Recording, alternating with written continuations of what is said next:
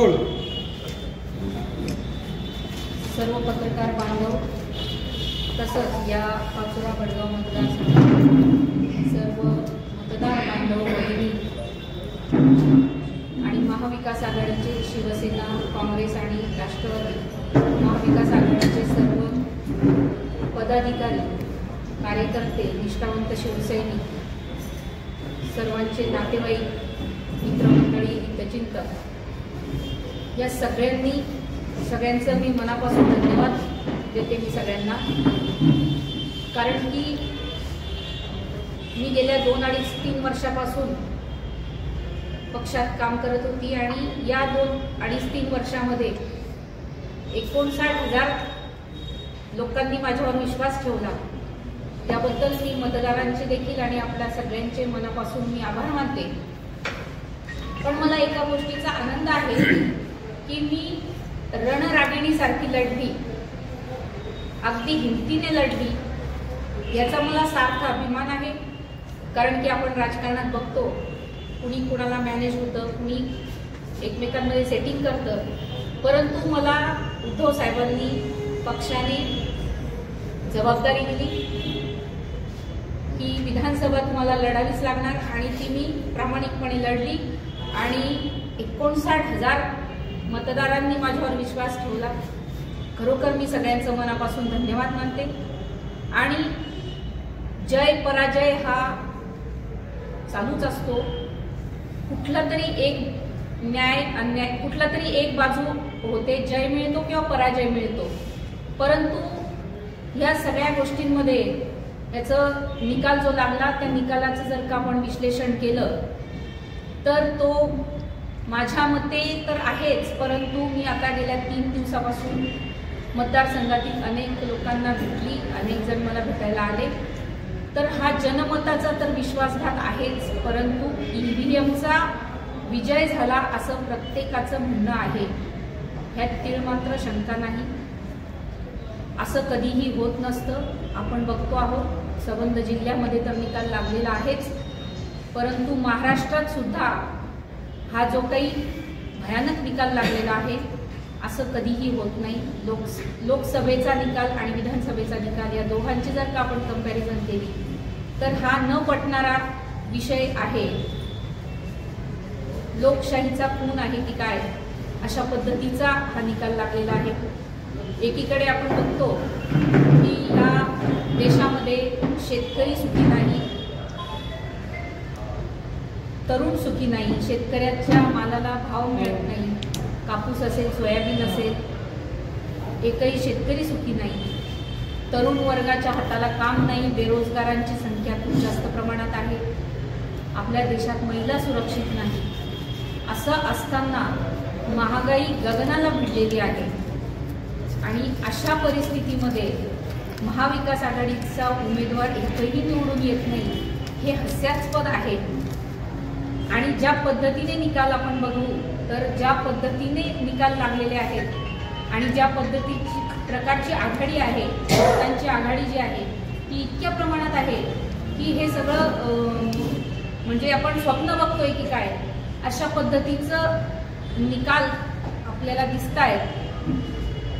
अतिशय प्रचंड प्रमाणात पैशाची उधळण झालेली आहे आणि ईव्हीएम पण हा विषय पण आहेच।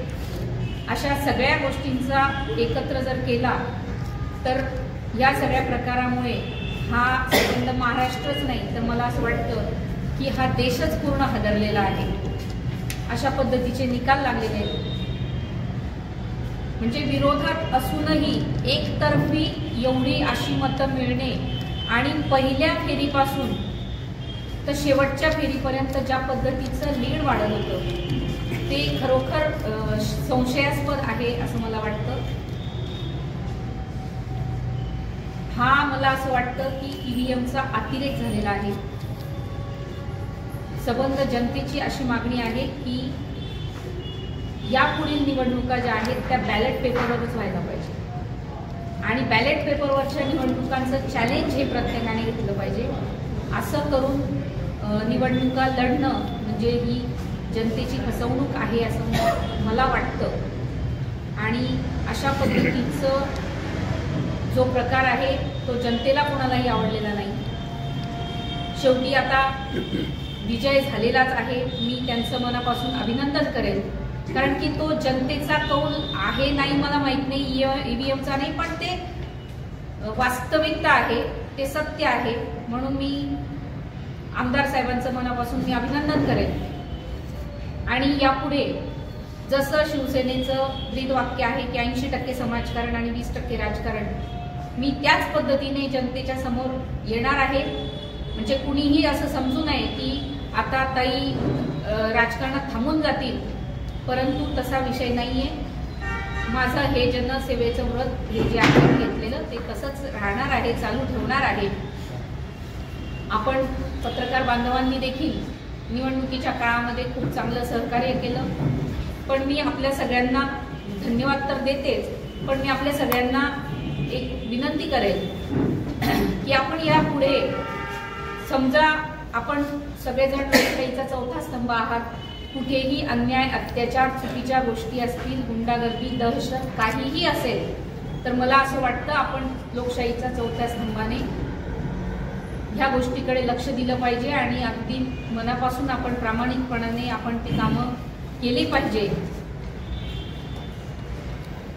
या मतदारसंघातील जे काही प्रशासन असेल, पोलीस प्रशासन असेल, शासकीय अधिकारी असतील, कर्मचारी असतील, त्या सगळ्यांना देखील मी विनंती करेल की कायदा सुव्यवस्था जी आहे त्याची पायमल्ली होणार नाही याची आपण सगळ्यांनी दक्षता घेतली पाहिजे, काळजी घेतली पाहिजे।